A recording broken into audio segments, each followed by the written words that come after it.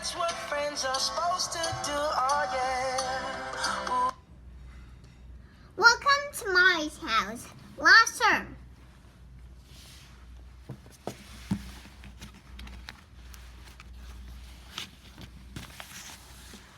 Chapter 3. Future Plans. Mamselle then turned to the other new girl. And this is how do you call yourself? She asked the surgery newcomer. Amanda Shalado. The girls laughed. The new girl gave Mamselle a rather complacent look. No, Amanda Shalot, she said in a low voice. Ah, that is what I said, protested Mamselle. Amanda Charlotte. Poor Amanda, her school has been burned down by fire. Her les exists no longer.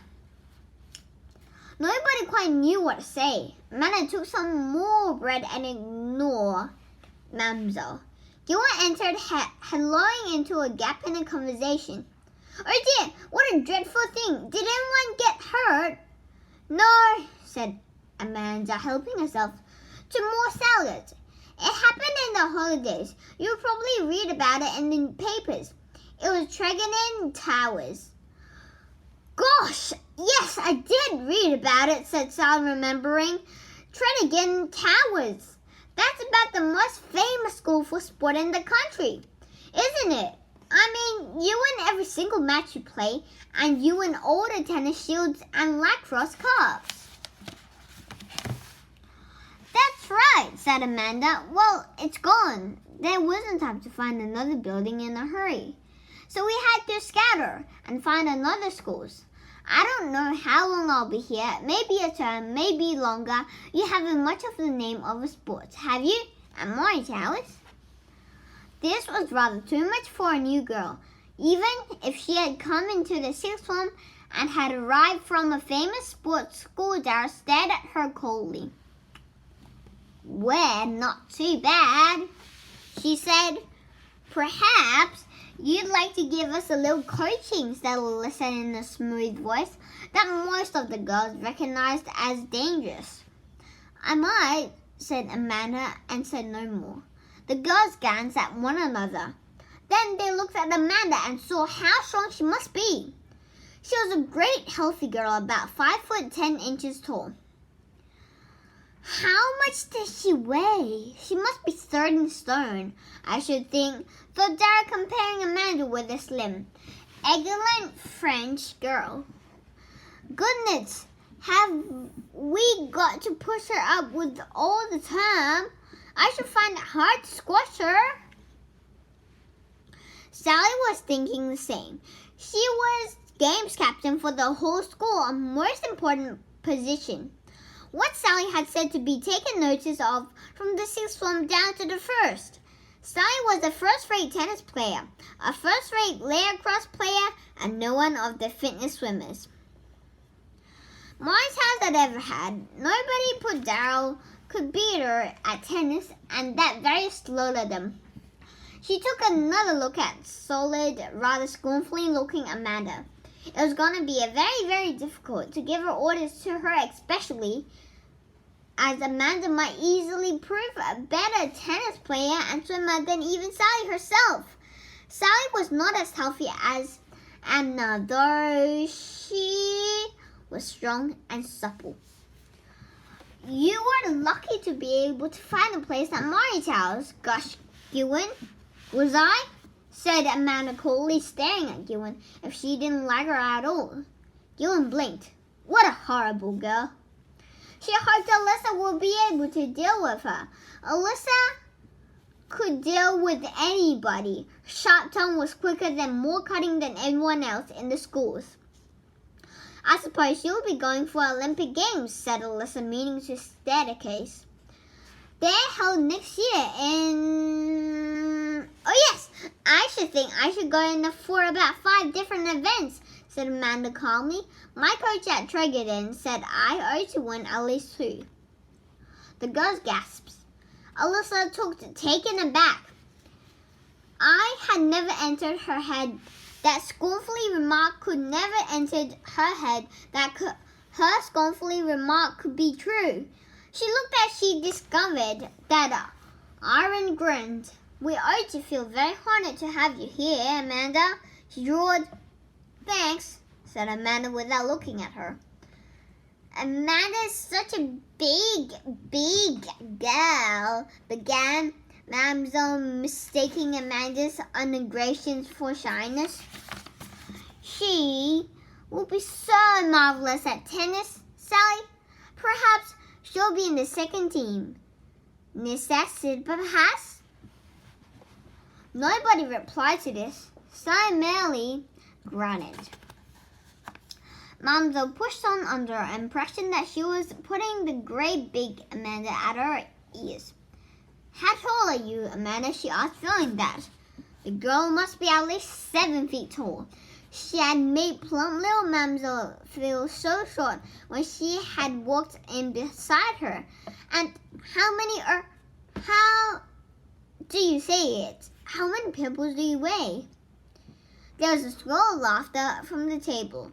Even Amanda decided to smile. Mademoiselle gazed around it and growling. "What have I said?" she demanded. "It is not right, Pebbles." "No, Mademoiselle," chorused the girls in delight. "Our weight is measured by stones, not pebbles." "Stones, pebbles are the same," said Mademoiselle. Never shall I learn this English language." The bell rang for meal to end. All the girls got up laughing. Dear old Mademoiselle, her mistakes would fill a book. Dara and the friends went up to her study to talk and gossip. There were usual crowds: Sally, Alyssa, Belinda, Aaron, Mary, Lou, Bill, and Clara. Mavis was not there. "It seems strange without Mavis," said Sally. "She's gone to train as a singer now.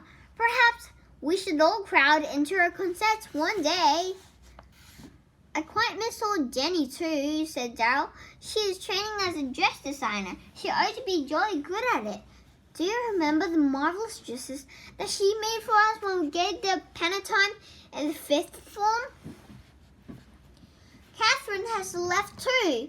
Thank goodness, I never knew such a doormat in my life. No wonder we called her Saint Catherine." "She wasn't so bad," said Mary.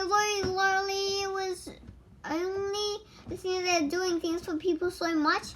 She did them in the wrong way, that's all," said Bill. "She always made herself such an amateur."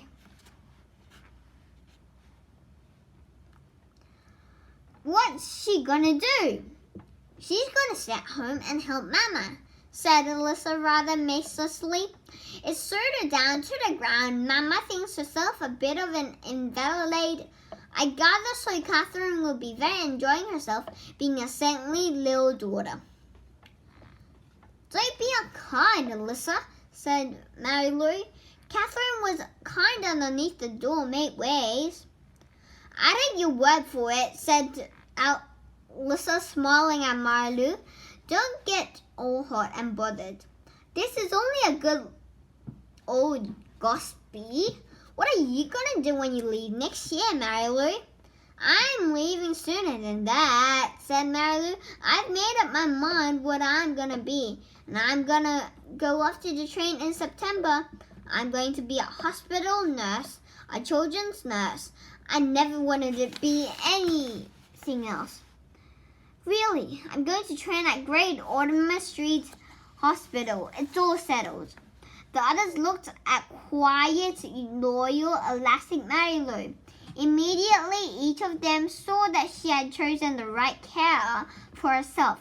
Nursing was a vocation, something you felt you had to do. For the sake of others people, it was absolutely right for Mary Lou. "I can't imagine anything you love better, Mary Lou," said Dara warmly. "Exactly right for you, and you're exactly right for it. Lucky children have you to nurse them." Mary Lou looked pleased and embarrassed. She looked around at the others. "What we are all going to do," she said. "Belinda's easy, of course." "Yeah, I've got to be an artist," said Belinda. I always knew that. It's easy, of course. When you've got a gift, you can't do anything else but use it. And Aaron will study music, said Sally. It's easy too. Bill, what about you and Clara? You both are so mad on horses that I can't imagine you taking a job unless it's on a horseback. Clara looked at Bill. She grinned. You've hit the nail on the head, she said. Our job will be on the horseback, won't it, Bill? Bill nodded. Yeah, Clara and I are going to run a riding school together. You're not, exclaimed the others, amazed and interested. Yes, we are. We decided that last hose, explained Clara. It was staying with Bill, and we heard them taking their own horses, but by a few more. And I began to wonder if we could get Miss Granny to let us have some Malory Tales girls for pupils. Well, said Alyssa in a dip of moderation, if you two are on dark horses... There are yells of laughter at this typical Alyssa joke. Bill grinned. She never had very much, but she was the most animated young person. Nobody had any debate at all, but that she, the Bill, Clara, riding school, would be very successful and needed. I'll see that all my children are your pupils when they come to Malory Tales, promised Alyssa with a grin. Fancy you two thinking all this out and never saying a word. There was a short silence. It seemed as most of them knew what they're going to do when they left school and had chosen rightly. Well, Sally and I are going to college, said Darryl, and so is Alyssa, and Betty's coming too. We're all going to St. Andrews up in Scotland, and what a good time we'll have. You'll feel funny at first being the youngest again instead of the oldest, said Belinda. I suppose you'll take arts, Darryl, and eventually be a writer. I don't know, said Darryl. It's what I'd like to be, but you see, Sally and I are not as lucky as you and I and Belinda. We haven't a gift that sticks out in the middle of vacation like Malory. We've got to find what are best fitted and what we can do in university. Well, jolly, we'll have the brains there too. We'll be up against some brilliant people. So I got up. Where did we put those biscuits, Darryl? She said. Taking always makes me hungry. That's one thing that still makes me think we're not really very grown up. Even though we sometimes think we're getting on the way, we always feel so hungry. Grown-ups never seem to feel like that. Long live a pities, said Alyssa, taking a biscuit, and may our shadows never grow less. This is chapter 3, and chapter 4 is in Miss Grelling's room. See you next chapter.